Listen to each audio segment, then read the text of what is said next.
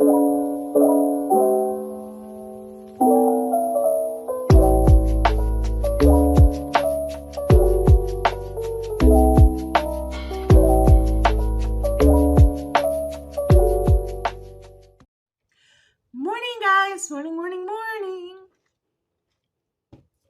Happy Saturday morning or Monday morning. I'm not sure. I'm not sure if this is Saturday morning or Monday morning. And I'm going to tell you why. Okay, so Iron Flame is coming out this week. And I plan to fly through this book. So I'm going to finish, technically, the book that we're talking about today, which is Dirty 30 by Janet Evanovich, before Iron Flame, because I'm recording this the day that Iron Flame comes out. And so I'm definitely going to have this Iron Flame read before this video comes out. However, I'm not sure how I'm going to stack my reviews this month because there is a lot of heavy hitters that are coming out. Dirty 30 came out. Iron Flame came out. Checkmate by Allie Hazelwood, her first YA debut, came out. There's a book I've been waiting for called When in Art or Not in Love. I think that's what it's called. That comes out at the end of November. Big drops this month. So I'm not entirely sure the order that all of my reviews are going to go. But if you're seeing this, whatever day it is, good morning. I hope you guys are having a wonderful, wonderful, wonderful morning. And I am having a great morning. We got to jump into Dirty 30, though. Dirty 30 is the 30th novel in the Stephanie Plum series by Janet Evanovich. I have been reading this series most of my life. I am 37 years old. So I have been reading this series since I really started reading heavily in middle school era. So I didn't read it when it first came out. I was too young because this series debuted in 1994.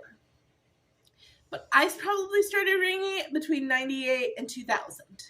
I can vividly remember reading One for the Money around that time. Each book covers Stephanie Plum, who is a bounty hunter who is off to find a bad guy. And she has a revolving set of characters that we love, like Lula, the former prostitute, who now works as her right-hand lady and does filing for the bonds office. Connie, who used to be a very side character that we didn't hear a whole lot about, but in the most recent novels has taken a more forefront character spot, and I really enjoy that. Ever since she got kidnapped in that one book, she has taken a more forefront stand in these novels. You got Grandma Mauser, who is just the kooky grandma, and she is kooky. And then, of course, the two love interests, and Joe Morelli, the cop, and Ranger, the kind of bad boy security specialist who may be doing illegal stuff. We don't know for sure. And that's your cast of characters. And in every book, you're hunting down a new bad guy. You're hunting down a new criminal. You're solving a new mystery, which is loads of fun. And there's tons and tons and tons of comic relief in these books. Like, it is comic relief for days. Lula alone gives you so much one-liners and hitters that it is hysterical. And I love Lula. But we gotta talk about the elephant in the room. The elephant in the room in the Stephanie Plum books.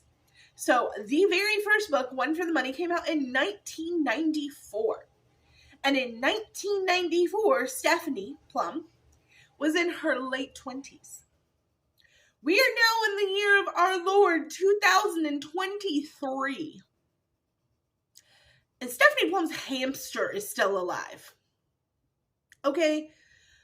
Time does not exist in these books. Stephanie is not aging. I don't understand what is happening. I don't understand it. It's the craziest shit. I know time is going by because there's literally in this book a coronavirus reference. Whenever Ranger says that the person that they're looking for they couldn't identify because he was wearing a black hood and a corona mask. So it is 2020 something in these books. But nobody's aging. The hamster's been alive for 30 years, you guys. Next year will be 30 years of Stephanie Plum. That means Stephanie, if we were following a generic timeline, should be technically in her 50s. But let's say not a whole year goes by for each book. This woman should at least be in her late 40s to 50 years old. Because if she was in her mid to late 20s in 1994, then that's 2004, 2014, 2024, which would make her, let's say she was 25 and One for the Money, 35, 45, 55 years old.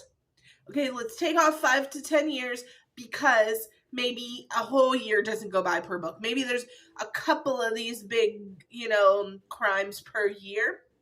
She should still be somewhere in her 40s. And we are not getting anything like that.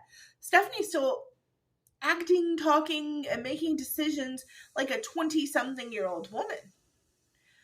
And yeah, it's great and fun and funny, but at a certain point, I've gotten older, right? I started reading these books when I was in middle school, and I thought that they were hilarious and funny and spicy and loved them, and I still think all those things. But there's a part of me that wishes that Stephanie was aging with me, if that makes any sense. I want her, as a 37-year-old woman myself now, I want her to be making 37, almost 40-year-old decisions. She works as a bond agent. I'm thinking about retirement. I'm thinking of making sure I have a 401k so that for the next 10 or 15 years, I can be stacking money in there so that I don't have to work until I'm 80, so that I can retire at 65, 70, right? These are the things, I'm thinking about the best insurance plan because I have a kid who is very accident prone. These are the things that I want Stephanie to be thinking about, not still broke, still bouncing from job to job, still having no savings, still out there buying disposable cars, still not choosing between Morelli and Ranger. I loved this book because it was hilarious and there was a lot of things that I loved about this book. But the elephant in the room for me with these novels is I'm ready for Stephanie to age. It just seems like she's not. It just seems like she's stuck at 25 to 30 years old. And I think it's unfair to us, the readers, who have read this series most of our young adult and adult lives.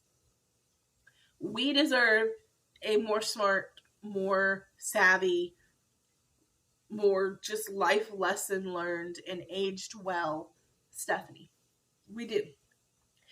Not saying this book isn't good. The book was good. I laughed out loud multiple occasions. There's a scene where Ranger and her are searching a house and somebody comes into the house while they're searching and Stephanie's trying to distract them so that Ranger can get there and get the guy put under control with cuffs and stuff, and she doesn't have anything on her, so she flashes him because she doesn't know what else to do when the guy stops and stares, and then Ranger's able to put him in cuffs or whatever, and it was hysterical just the way that it was written. And then Lula has some great lines in this one. Lula is convinced in this one that she is being haunted by the Grendel, which is like a Beowulf level demon. She watched a movie or played a video game. I think she played a video game where Grendel was the bad guy kind of thing. And ever since then, she is convinced she's being hunted by the Grendel.